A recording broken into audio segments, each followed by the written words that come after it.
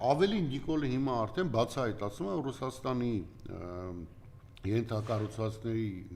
ենթակայության տակ գտնվող մի բան, դա բանն են, այդ ժիլեզնի դարոգան, պետքա փոխանցվի այլ երկրի, ասում են, քանի որ ռուսերին նա խանգարում է դա մեր ստեղի ծրագրերին, եկեք թե ինչ-որ մի այլ երկիր վերցնի, այդ ենթակառուցվածքը զարգացնի։ Մինչդեռ Ռուսաստանի հետ բանակցում է այդ նույն ենթակառուցվածքների վերակառուցման մասին։ Այսինքն այս տղան ոտից գլուխ սուտ է։ Ոտից գլուխ է սուտ։ Մի բան կա, որ ինքը հստակ 18-ից անում է, եւ գիտեք, կան շատ քաղաքացիներ եւ քաղաքագետներ, նաեւ ընդդիմադիր հատվածում, որոնք ասում են, որ Նիկոլը Ռուսաստանի դեմ ոչ մի բան չի արել։ Ուրեմն պետք է պատասխանատու հայտարարեմ։ Դուք չեք հասկանում ուրեմն քաղաքականությունից, եթե նման հայտարարություն եք անում։ Նիկոլի բոլոր քայլերը ոտից գլուխ հակառուսական են։ Բոլորը անխտիր։ Բայց ինչը ել ավելի վատ է, այդ քայլերը շատ ավելի շատ հակահայկական են։ Եթե Նիկոլի քայլերը լինեին հակառուսական, բայց հայանպաստ, ծպտուն չէի անի։ Կասեի մեզ օգուտ է, ճիշտ անում։ Բայց իր քայլերը առաջի հերթին հակահայկական են, որովհետև ինքը մեզ թողնում է մենակ աշխարհի դեմ կռվում։ Իսկ եթե ձեզ թվում է, որ այդ կռիվը չկա,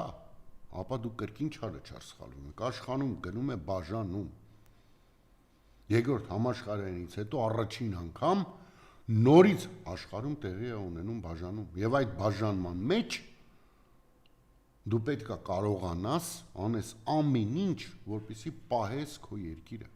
Նիկոլը անում է ամեն ինչ, որ մենք չպահենք։ Նիկոլը թողնում է մեզ մենակ թուրքերի եւ ադրբեջանցիների դեմ, ընդ որում անդադ ասելով, որ հաստատված է խաղաղություն։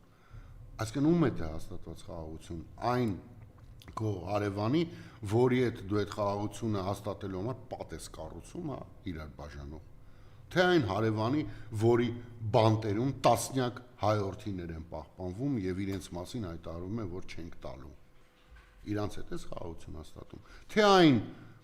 քո բարեկամի, որ ասում է միջև Հայաստանը սահմանադրությունը չփոխի, մենք խաղաղության պայմանագիր չենք ստորագրի։ Ընդ որում մի այլ հարց է, որ այդ խաղաղության պայմանագիրը ստորագրվելուց հետո էլ խաղաղության հետ որևէ աղերս չի ունենալու։ Այդ խաղաղության պայմանագրի ստորագրումը 1 գրամ անգամ չի ավելացնելու խաղաղություն այս տարածաշրջանում, որտեղ այդ խաղաղությունը պայմանավորված է լինելու Ալիևի կամաճույքներով, ինչպես նախագահ Քոչարյանը բազմիցս արդեն նշել է։ Չի կարող այդ խաղաղությունը կախված լինի մեկ մարդու կամաճույքից։ Այսինքն ստացվում է, որ այդ խաղաղությունը եւ գինը խաղաղության լինելու է հետեւյալը։ Ալիևը արթնանալու է, զանգելու է Նիկոլին, ասի տղա ջան, ես մի տարի սահմանազատում չեն կարել, վաղը անելու ենք Սյունիքի մարզում, ես տալու ես ինձ։ Եթե Նիկոլը ասելու է հա, ապա պատերազմը չի սկսվի։ Եվ մենք հանձնելու ենք տարածքներ, հետո էլ Նիկոլը լուրջ դեմքով ասի ամարտ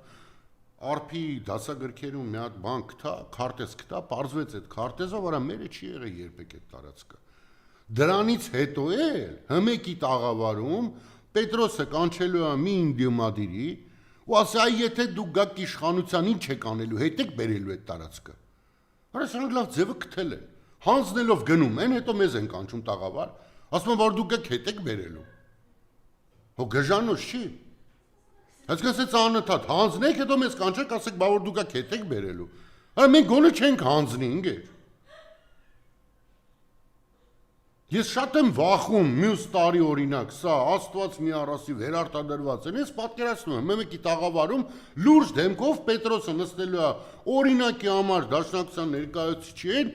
լուրջ դեմքով ցես նայ ասի, հիմա ինչ որ գաք բան իշխանության Սյունիքը հետ եք բերելու։ Այդ առնելու խոսակցությունը։ Այն մյուս տարի Սևանա լճի մասին են խոսալու, այն մյուս տարի չգիտեմ ինչի մասին են խոսալու, մինչև կան հասնեն օպերայի շենք։ Հայ դա է խայտարակությունը, որ սրանք արա հանձնում են, հետո ասում են, բա դուք հետ կարաք բերեք, ախպեր մենք չենք հանձնի, որ հետ բերենք։ Մեր նպատակը ոչ թե հանձնելն, այլ պահելը, հնարավորության դեպքում բանակցություններով հետ բերելը, իհարկե դա է կարևորը, այլ ոչ թե գնալ ձեր տաղավարներ ու նստել, Ղարաբաղը հետ եք բերելու, որ գաք, դու այ անասունխ եք հանձնում, որ հետ բերեինք։ Սա շատ կարևոր է, տեսեք, Վենսի միակ բանը Վենսի այցելության ընթացքում, որը Նիկոլի սրտով չէր, դա էլ պետք է անպայման ասեմ։ Միակ բանը, որ Նիկոլի սրտով չէր, դա այն էր, որ Վենսը օդանավակայանում մատնեց Նիկոլին, ասելով, որ Հայաստան իշխանությունները խնդրել էին, որ ես գնայի ցեղասպանության թանգարան։ Ընդ որում ձեզ ասեմ, Նիկոլը ոչ թե լավ հայ լինելու պատճառով է Վենսին խնդրել, որ գնա ցեղասպանության թանգարան։ Նիկոլը խնդրել է, որպեսզի դրանից հետո, եթե Վենսը չգնար, Հայաստանում ակնհայտ է, չէ՞ որ բոլոր մարդիկ ընդդիմադիր, դիմադիր, բոլորով հարց էին բարձրացնելու, ասում են, այս ո՞նց եղավ, որ երևի առաջի պաշտոնյան է, որ եկավ Հայաստան ու չգնաց։ Դրա համար Նիկոլի այդ խոսակցությունները նախընտրական իրավիճակում փակելու համար